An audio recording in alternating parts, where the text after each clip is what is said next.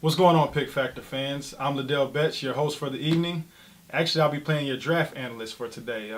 Today, I'm breaking down the Washington Redskins, and as many of you probably already know, the Redskins don't have a first-round pick, but they do have a second-round pick. And a good thing for them is that there's a lot of picks available, a lot of guys available at the positions that they need. Earlier last week, I went on my Twitter page, LadellBest46. If you haven't been on there, come check it out, follow me. And I asked the Redskins fans, what would you like to see from your team? You know, what position do you think the Redskins need the most going into this year's draft? And a lot of you guys replied and spoke out, and I heard your remarks and your questions loud and clear. And so today I'm here to break some of that down for you. Now, the overwhelming consensus amongst Redskin fans happened to be corners and safeties, and I actually agree with that. Corners and safeties seems to be an area of concern. Much last year, it seems that the Redskins secondary gave up a lot of yardage that I'm sure the fans didn't approve of. So I have a few guys that I took a look at, and I'm going to break them down for you right now. First guy I want to take a look at that might be available when the Redskins pick number 51 is DJ Swearinger. He's a 6-foot, 212-pound safety out of South Carolina. Now that right there in itself already jumps out to me. South Carolina, which is the SEC. A guy that's been a 4-year starter in the SEC, team captain, highly capable of playing against top-level talent. I mean, in the SEC, you're going to see top-notch receivers, tight ends, quarterbacks. You're going to see it all. The speed of the game down there is much comparable to the NFL, so I like that.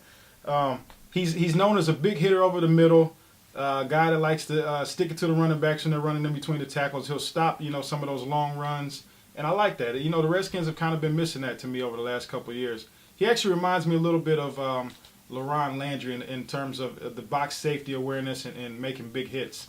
He can also line up and cover some of the slot guys and tight ends. He's definitely capable in that area too. So the first guy I'd like to take a look at is DJ Swearinger. Now my next guy up, if the Redskins decide not to go in the direction of a safety and they might want to take a look at corner, I like a guy out of Oregon State by the name of Jordan Poyer. 5'11" corner, 197 pounds, so he's got pretty good size. Now, his strength level wasn't up to most NFL standards. I think he did 6 reps on the bench press, but I don't really care about that. I play with a guy that only did 1 rep on bench press, and he happened to play 9 years. True story. But Jordan Poyer, a guy out of Oregon State, he's a smooth athlete. He was actually drafted to play baseball straight out of high school, so he's a 2-sport star, very good athlete, fluid in the hips, led the Pac-12 in interceptions over the last 2 years. I like that aspect of him, a guy that can take the ball away, create turnovers, and when you have an offense that has RG3, hoping that he comes back healthy, and Alfred Morris in the backfield, the more times that you can give them possessions of the ball, the better offense will be. So I like a guy that can pick the ball off, has great ball skills, and he has experience in man and zone. I like that about him too, because in the NFL you have to be versatile. You can't just play one way. So if the Redskins have an opportunity to pick him up either in the 6th, 2nd, or 3rd round, I think Jordan Poyer would be a solid pick for him. Like I said earlier, this draft is very deep at the corner and safety position.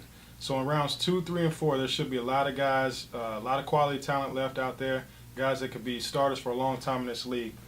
Now, if I continue looking on, I like this guy, and I consider him my wild card pick. And I say wild card because I think he can translate into two different positions on the NFL level. This guy's name is David Emerson. He's 6'1", 205 out of North Carolina State. Now, just over a year ago in his sophomore season, he set NCAA and NC State records in 2011 with 13 picks. That's right, I said 13. That's a lot of interceptions. And to me, that says you're a classic ball hawk. And when you have classic ball hawk skills, that means that you're a turnover machine, and I love that. Like I said earlier, the more opportunities you give RG3 with the football, the more points you can put on the board. And if you have a guy that can take that ball away and put it in the hands of the offense, that's always a plus at NFL level. So I like David Emerson. He was an all-ACC finalist, Jack Tatum Award, everything in his sophomore season. Now, his senior year dropped off a little bit, but I think he's still on the rise, and I think he's a good player to take a look at when the Redskins are on the board. Now, I couldn't finish this draft analysis without taking a look at some of what I consider high-risk, high-reward kind of guys. And those, to me, are guys that have off-the-field issues but great on-the-field production.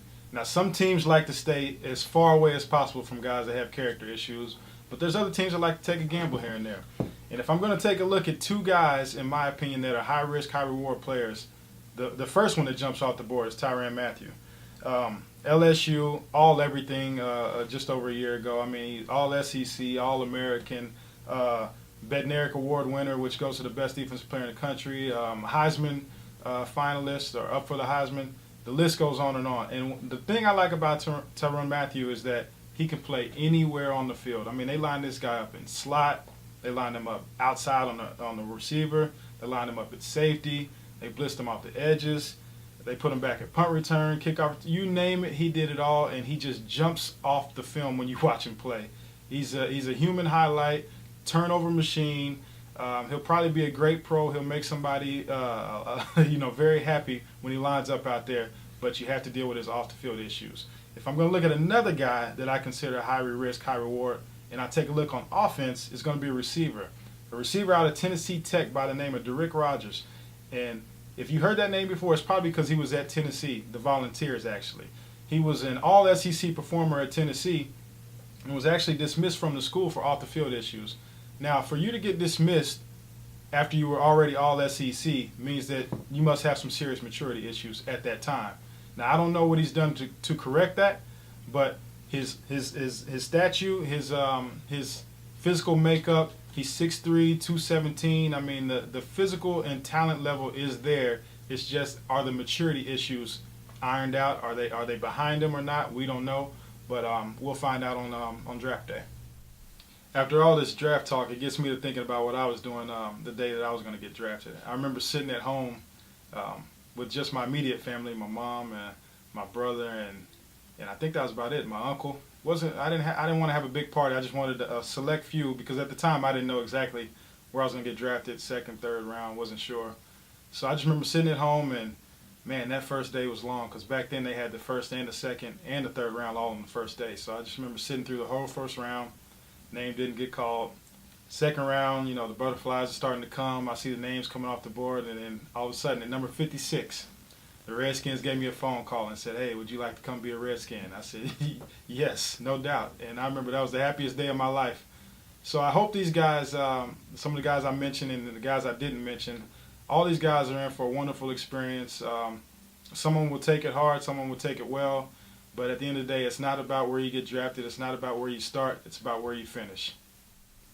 I'm Ladell Betts, and that was my draft day analysis. You can follow me on Twitter at LadellBetts46. And to check out the rest of the picks, log on to PickFactor.com.